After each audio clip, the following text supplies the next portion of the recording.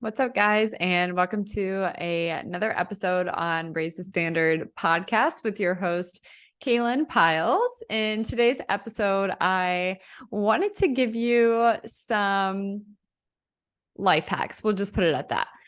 Just wanted to kind of give you some insight and thoughts in my brain on different life hacks that have been really powerful, transformative, and really profound in my own life. And yeah, just wanted to give some food for thought on a couple of things. So let's go ahead and dive right in. I think that the very first thing to note is that happiness and positivity is a skill. It's something that needs to be practiced every single day. And I do believe that obviously, we're all set at a certain baseline of happiness, but regardless of what your baseline is, I believe that it's a practice every single day that you have to have in your everyday routines, whether that's, your morning routine and having like a gratitude list or thinking about, what type of content you're actually consuming. Because, if we're constantly watching negative content, the news, horror films, or anything that's a little bit more on the negative scale, that is a daily practice that you do and makes it a lot harder for you to think positively. So being a happy, more positive person is a practice. And if you look at those happy people, you will see that they surround themselves with very happy things around other happy people. They listen to happier things, more positive, uplifting things. And that is the practice that they choose. And yeah, so overall, just happiness is a skill and you can get better at it. You just have to be intentional with it. And yeah, that's my golden nugget for number one. And number two life hack is to unfollow and clean up your social media. I think that this kind of goes hand in hand with happiness overall. But anything that you are consuming that literally does not bring you joy or does not contribute into a positive headspace or well-being for you, it's time to cut the cord. It's time to let that go and be real with yourself. Anything that you are watching or any of your inputs that are making you feel bad about yourself, it's time to cut that out. And I know that I've done that myself, where I have unfollowed or just unfollowed a couple of accounts or stopped, listening to certain type of music that was just just contained a lot more negativity, or made me feel not the best, kind of like ick in a way.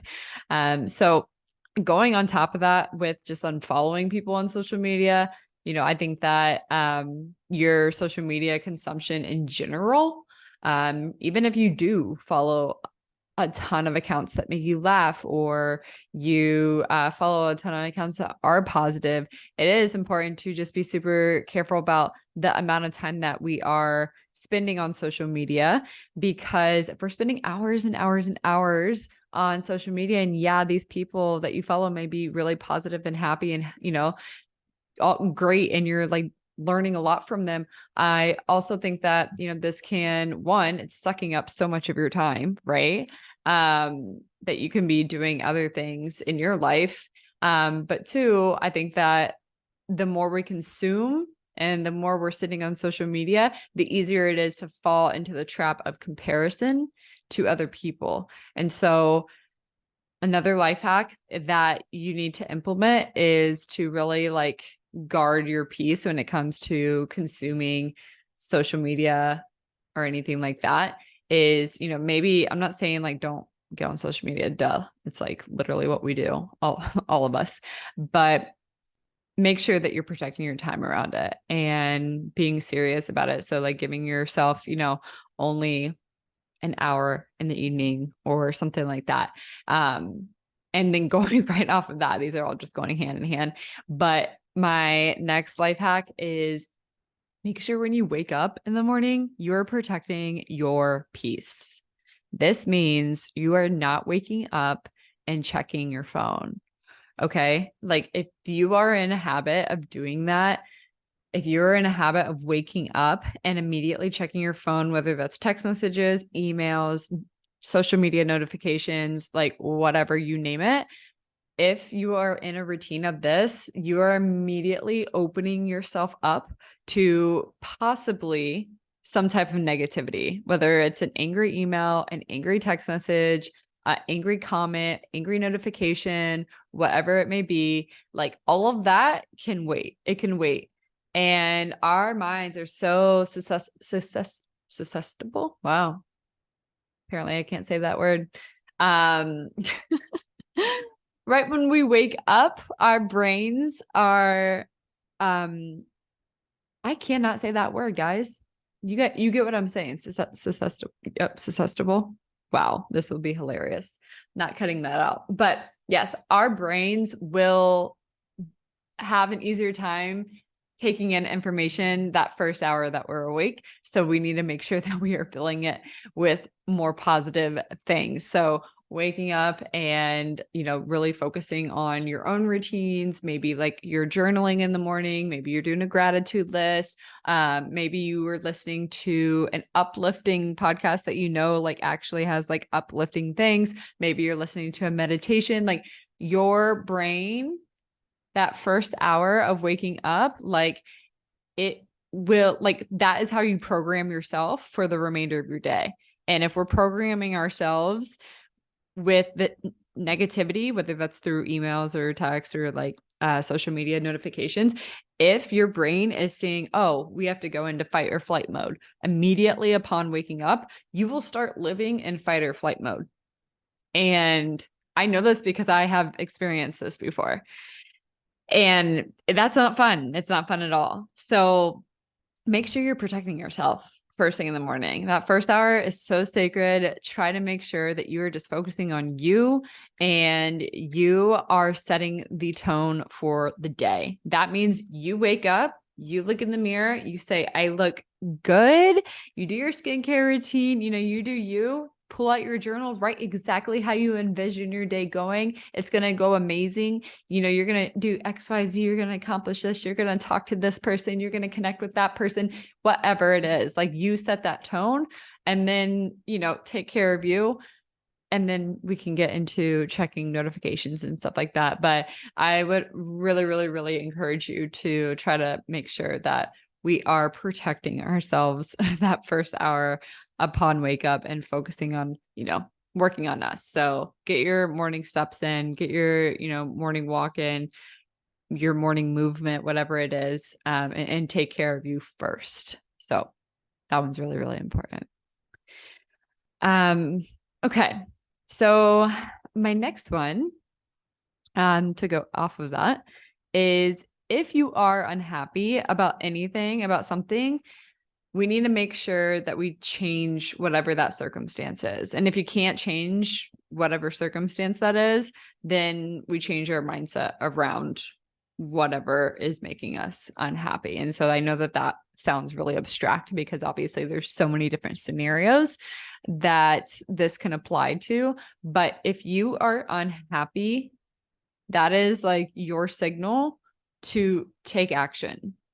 Otherwise, you're just going to stay in this boat of unhappiness. So start coming up with a game plan and start taking just that next step. And I know just depending on everyone's situation, it may be more complex than other situations, but just think about the next best step. Like what's the next best step that you have to take?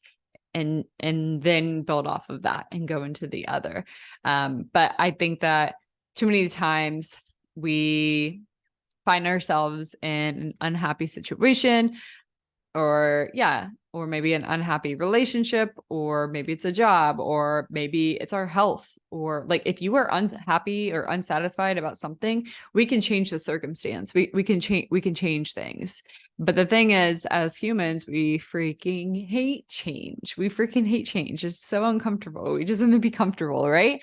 But we have to choose getting uncomfortable. Like that is way better than being unhappy for the remainder of your life. I would hope. We only live one life. So we have to have this short-term pain of getting out of this circumstance, right? It's going to be painful. It's going to be really, really hard. But this short-term pain and uncomfortability is going to help result into long-term happiness, right? If we're not going to sign up for the short-term pain, then that means we're just going to sign up for a long-term unhappiness. And that's your choice. That's your choice. And you're smart. You know the next steps. But I would just really encourage you to lean into your support system if possible, and ask for help if you don't know how to change your circumstance, for whatever that is. So yeah, we don't have to stay stuck and feel unhappy. All right. The next tip that I have, when it comes to movement, when it comes to exercise, when it comes to working out, I honestly think at this point, at this stage of my life, that it is almost easier to stick to something when it's a non-negotiable every day. So many times I see like, and obviously it works both ways. It just depends on your discipline. It depends on your discipline level, right? If you are a very disciplined person, you're self-motivated, right? Then a normal like workout schedule, like obviously probably works for you. You're like, yep, I like, lift bis and tris on this day, and then I hit legs on that day, and you're very structured and you follow through, like amazing. That's how I do it. But after years of working with clients and years of being in the health and fitness industry, at this point, I honestly just think that simplicity typically wins. And if you are someone who struggles with consistency, with discipline, then it would probably almost just be better for you to just have this non-negotiable of 1 hour of movement every day. I don't care how you get it in. I literally don't care. As humans, we need to be moving. We need to get off our ass and we need to be moving.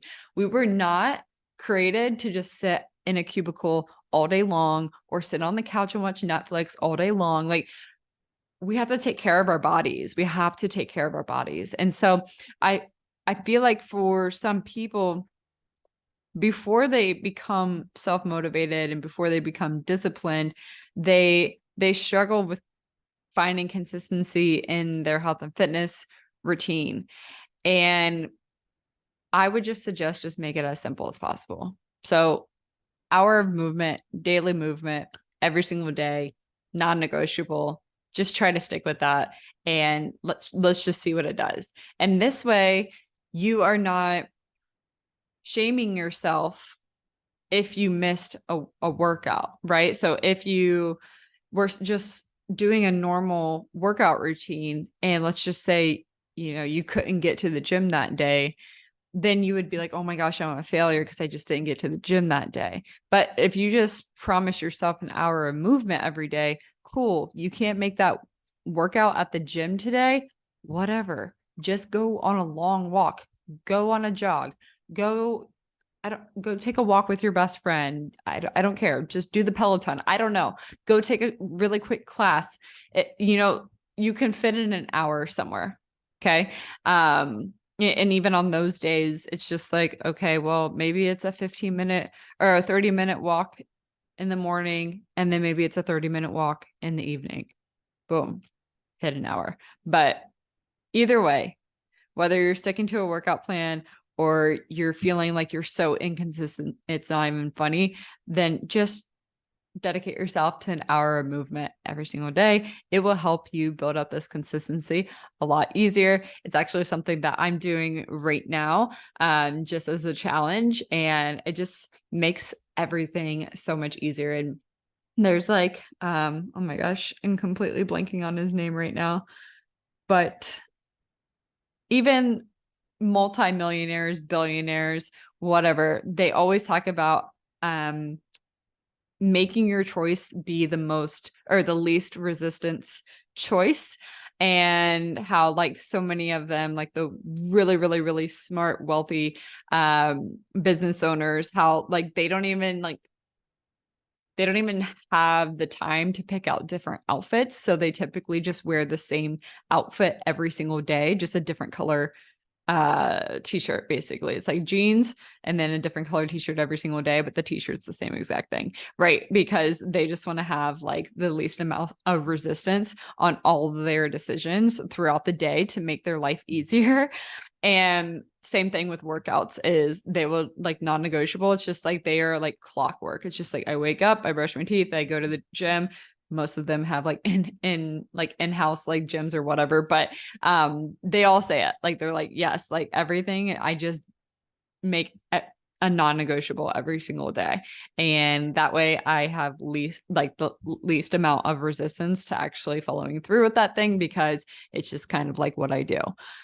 So I thought that was like really, really cool. Just a cool way to reframe things.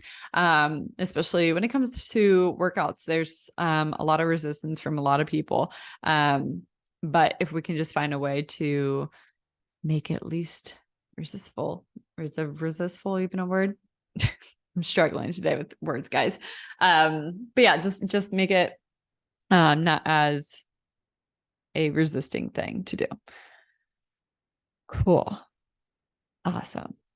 Trying to figure out if I want to stay on like the nutrition, workout, health and fitness route or not. But we'll just move on.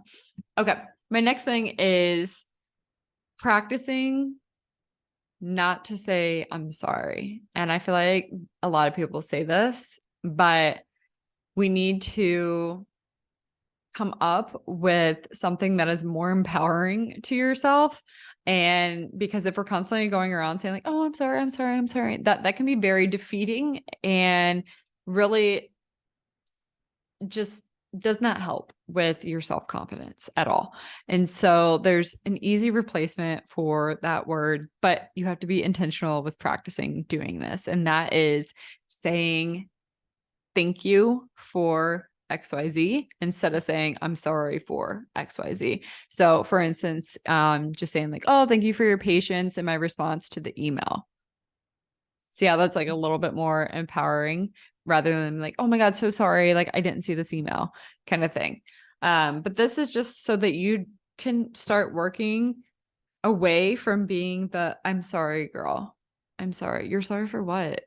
Nothing. Like they can wait on the email response, right? Like the world doesn't revolve around whoever you're saying you're sorry to. Like they're fine. Okay. So trying to get rid of that part of like your vocab and start using empowering words whenever you run into those types of instances. Okay. Okay. My next one is the God honest truth, but a hard truth, a very hard truth. And it's about relationships. It's like when you know in your heart that you are not meant to be with the person that you're with, like you know it. You know it. You literally like mentally rehearse it in your head when you see them or when you're, around them. Being with that person is going to be way more lonely than actually being alone. Yeah. And I know that one hurts and it's a hard fact, but I've been in multiple long-term relationships and I know exactly the point in time of those relationships when I had rehearsed that to myself, where I was like, damn, we are really just, we're not meant to be. And I held on to those relationships for so long, like years past me knowing that in my head and just resisting my intuition and holding on to that relationship because I was scared as hell to have the conversation that nobody literally wants to have. It's the hardest. It's literally the hardest conversation. I'll give it to you. But I knew that being in that relationship, I felt more alone, which is so sad to be in that relationship. And I've been there multiple times, just feeling so alone, so unconnected. And like, we were just absolutely just like growing in different ways. But I knew that if I would have stayed in that relationship, I would feel way more alone than I would if I could just be by myself and break it off and flip the chapter.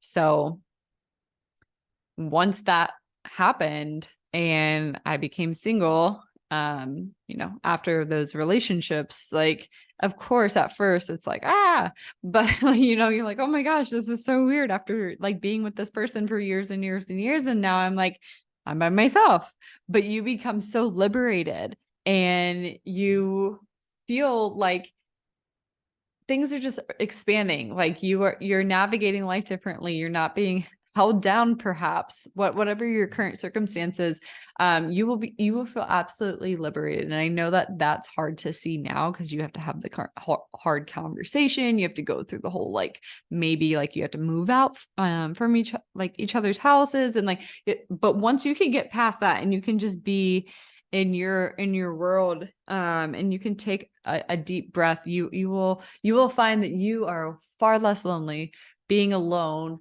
and being able to recalibrate and look at all of your wants and all of your needs and all of your desires, and remember, like, these are your desires. You were not like getting any of those fulfilled in that past relationship.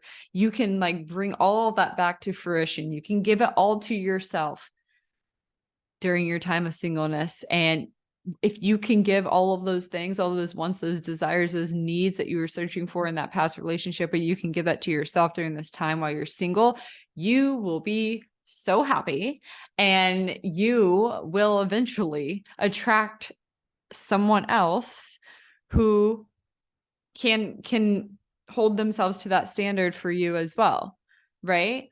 They will recognize, oh, she takes care of herself. They will recognize, oh, like, she does XYZ, she does whatever. Like, they will have to step up to be able to do the same for you, right? But I know that it's hard to see that when you're going through perhaps a breakup. But I promise you, being with the wrong person is way more lonely than being alone. And that's for sure. That's for sure. So let me take a sip of water really quick.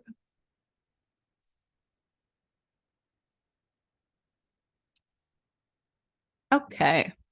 The next one's a very simple one. It's make your bed. Just make your damn bed every single morning. Don't think about it. Just literally do it. Okay.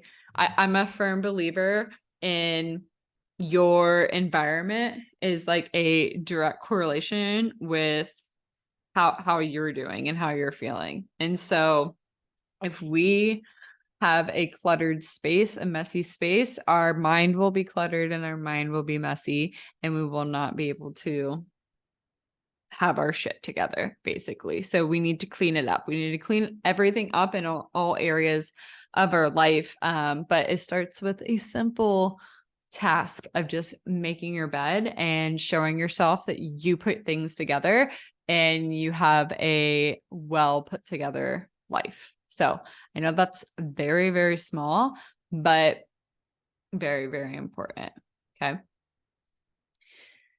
Cool. All right. Let's see on time how many more I want to give to you guys. Okay. I think that the next one kind of correlates with almost basically like the first thing that I talked about when I was talking about movement. But whenever you feel low energy or whenever you feel bored and you're confusing it with hunger, but you know that you literally just ate, just go on a walk. Just go on a walk. And I know that sounds silly, but it literally works. Sometimes When we're feeling low energy, obviously the first thing you want to do is take a nap, but just try to take a walk outside and you'll see that it can be very, very helpful with re-energizing you. And same thing when it comes to confusing boredom with hunger, because this used to touch me off guard a lot, especially when I first started my health and fitness journey. I had a really hard time understanding my hunger cues because I would, yeah, I just literally was not in tune with my body whatsoever. And whether I was sad or bored or any emotion, during any emotion, I would just eat. If I was confused, and so I didn't know how to manage my emotions very effectively back in the day. And yeah, that kind of led into not really understanding my hunger cues. And so this is where I think that it gets super complicated in the health and fitness industry, because a lot of times these things are not talked about because the majority of the focus is on workouts and going to the gym and movement and macros or my fitness pal or calories. But it's so important to also be discussing small bits and pieces of information like this. It's just I didn't even understand that this was the issue when it came to, I felt like I could never hit my macro targets, and I felt like I could, it was such a hard thing for me to do because I was constantly hungry all the time is what I thought. But in reality, I just had no grasp around my hunger cues and just thought that I was always hungry, which was literally not the case. I was just confusing a lot of my emotions, with being hungry, which was just not true. So yeah, there's that one. And the next thing that I have, we'll just stay on the health and fitness train, I guess. But if you want dessert, just have some dessert, okay?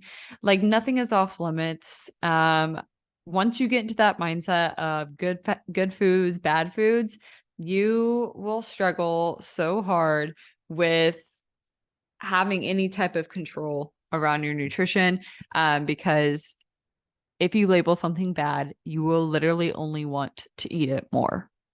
You will. And so there's always 1% better swaps that you guys can have in your refrigerator and in your cabinets. One of my current favorites are Yazo bars. Oh my gosh, they're so good. But each one is 100 calories. Even if you eat the whole entire box, it's 400 calories, right? Which is literally nothing. So what I'm getting to is, yeah, if you want to be successful in your health and fitness journey, we need to stop labeling foods as good and bad. And yeah, we just need to eat the damn dessert. If you want it, you can make a 1% better swap. And I'd rather you do that than for you to restrict and then literally go balls to the wall with eating literally everything because you felt so restricted. Okay, cool. I think the last one that I wanted to talk about is it kind of goes with social media and kind of what I talked about in the beginning about how waking up and checking your phone is the worst thing that you can probably do for your mental health.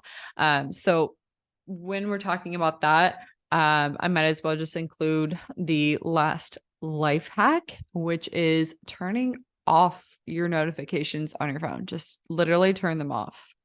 From emails, from text messages to any of your business apps that you use, perhaps calls. Please turn Instagram notifications off. Please turn TikTok and from all of them off. All those social media, just turn them off. Okay. You're going to check the app anyway, eventually.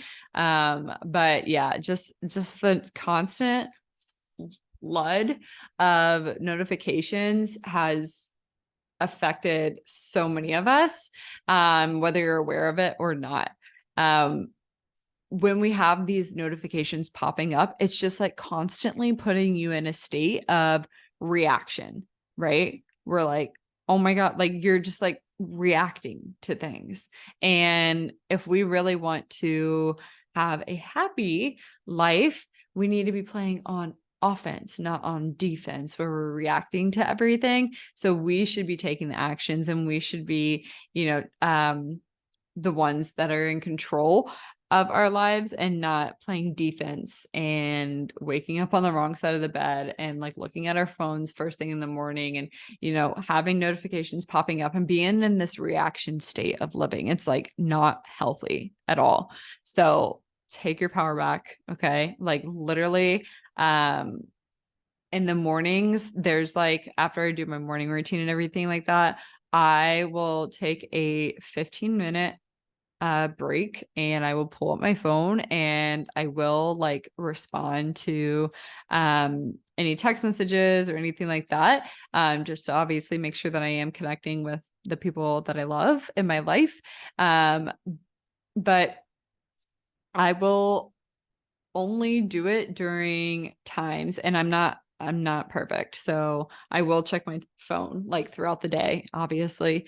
But I try to have designated times so that I can have like responses during those times, instead of literally trying to get my work done and then having notifications pop up left and right. Like you will literally never get anything done, like ever. So I'm even thinking about, because I didn't return, I upgraded my phone, and you know how you can like sell back your old phone. Well, my old phone is like so cracked, like I would not even get any money back for it. So it's like kind of useless. So I actually kept my old phone, and I was thinking like maybe I would have one phone where it's literally like the notification phone. Like I'm talking all my social media apps, like, my text messaging apps, all that. And then make the other phone like my non-notification phone. Yeah. So just a little tip. If you upgraded your phone and your other phone is in shambles and you can't return it, maybe you keep it. And maybe that's something that you could do. So just food for thought. But yeah, so that's gonna do it for today's episode. I hope you guys enjoyed these little tips and tricks for you when it comes to just some life hacks overall. But I will close this out. If you enjoyed this episode, please, as always, make sure to give me 5 stars on Apple and Spotify. And you can also leave a written review for me over on Apple as well. So until the next episode, I will catch you next time. Bye.